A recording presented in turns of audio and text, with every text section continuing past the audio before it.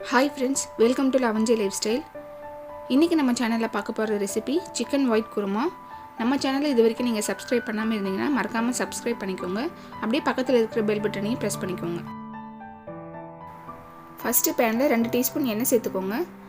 எண்ணெய் நல்லா சூடானதும் அதோட 2 துண்டு பட்டை, 3 கிராம்பு, 1 டீஸ்பூன் சோம்பு இது எல்லாமே சேர்த்துக்கலாம்.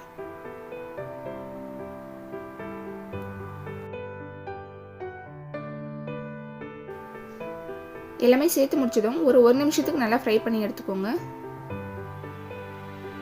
சோம்பு நல்லா வறுபட்டதும் இதோட வெங்காயம் பச்சை மிளகாய் எல்லாமே சேர்த்துக்கலாம்.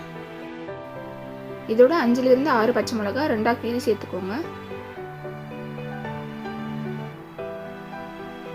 அடுத்ததா 2 பெரிய வெங்காயம் பொடி பொடியா கட் பண்ணி அதையும் சேர்த்து வதக்கிக்கலாம். வெங்காயம் லைட்டா சாஃப்ட்டா வர வரைக்கும் வதக்கி எடுத்துக்கோங்க. குருமாவோட கலர் மாறிடுன்ற காரணத்துக்காக மிளகாத்தூள் மஞ்சத்தூள் எதுவுமே நம்ம சேர்க்க போகிறதில்ல. அதனால் காரத்துக்காக எந்த அளவுக்கு பச்சை மிளகாய் தேவையோ அந்த அளவுக்கு நீங்கள் சேர்த்துக்கலாம்.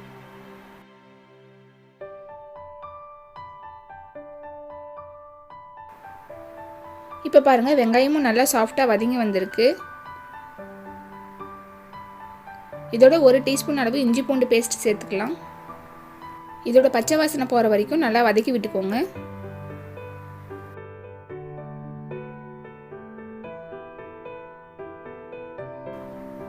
இஞ்சி பூண்டோட பச்சை வாசனை போனதும் இதோட ஒரு அரை தக்காளியை சேர்த்துக்கலாம். தக்காளி வந்து ஆப்ஷனல் தான், நீங்கள் விருப்பப்பட்டால் சேர்த்துக்கலாம். ஏன்னா தக்காளி நம்ம அதிகமாக சேர்க்கும் போதும் குருமாவோட கலர் மாறுறதுக்கு சான்ஸ் இருக்குது. இப்போ தக்காளி சேர்த்து முடிச்சதும் ஒரு 2-3 மினிட்ஸ் நல்லா வதக்கி விட்டுக்கலாம்.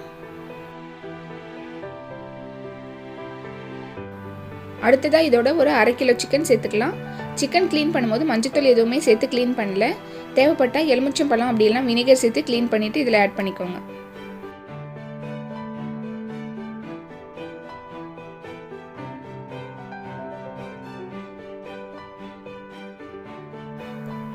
சிக்கன் எல்லாமே நல்லா கலந்து விட்டாச்சு.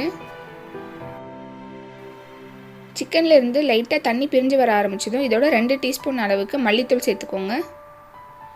அதோட குருமாக்கு தேவையான அளவு உப்பு சேர்த்து நல்லா மிக்ஸ் பண்ணி விட்டுக்கலாம்.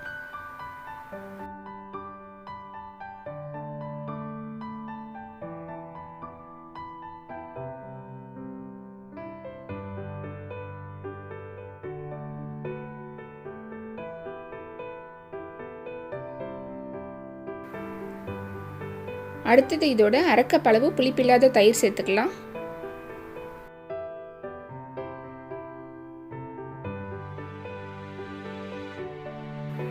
தயிர் எல்லாமே சேர்த்து முடிச்சதும் ஒரு முறை நல்லா மிக்ஸ் பண்ணி கொடுத்துக்கோங்க.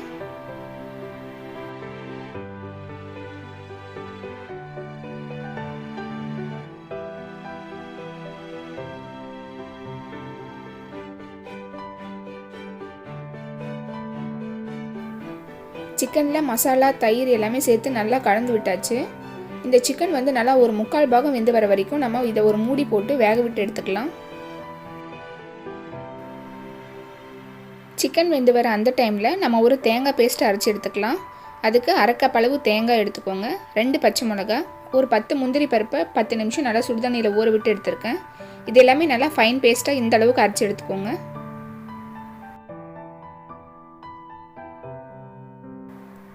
இப்போ சிக்கனும் நல்லா 3/4 பாகம் வெந்து வந்திருக்கு.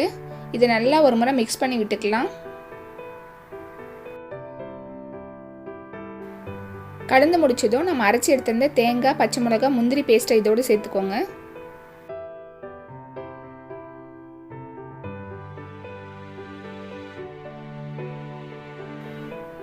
இந்த தேங்காய் பேஸ்ட்டோட நம்ம முந்திரி எல்லாமே சேர்த்து அரைச்சிருக்கிறதுனால இந்த குருமா பார்க்குறதுக்கே நல்லா க்ரீமியாக இருக்கும்.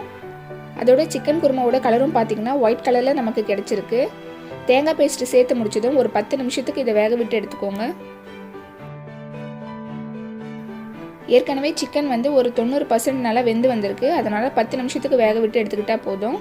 இதோட திக்னஸ் பார்த்திங்கன்னா ரொம்ப தண்ணியாகவும் இருக்கக்கூடாது, ரொம்ப கெட்டியாகவும் இருக்கக்கூடாது. மீடியம் கன்சிஸ்டன்சியில் இருக்கிற மாதிரி நம்ம கொஞ்சம் நேரம் வேக விட்டு எடுத்துக்கலாம்.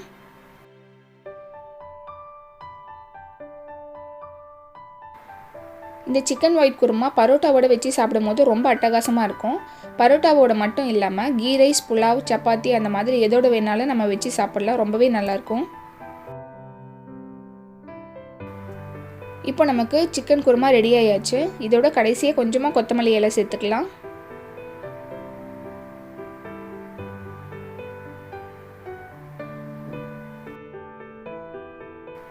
கொத்தமல்லி இலை எல்லாமே நல்லா சேர்த்து முடிச்சதும் ஒரு முறை நல்லா கலந்து விட்டுக்கோங்க. அவ்வளோதான், சூப்பரான சிக்கன் ஒயிட் குருமா ரெடி பண்ணி முடிச்சாச்சு. கண்டிப்பாக நீங்களும் இந்த ரெசிபியை வீட்டில் ட்ரை பண்ணி பாருங்கள். ட்ரை பண்ணி பார்த்துட்டு எப்படி இருந்ததுன்னு கமெண்ட்ஸில் சொல்லுங்கள்.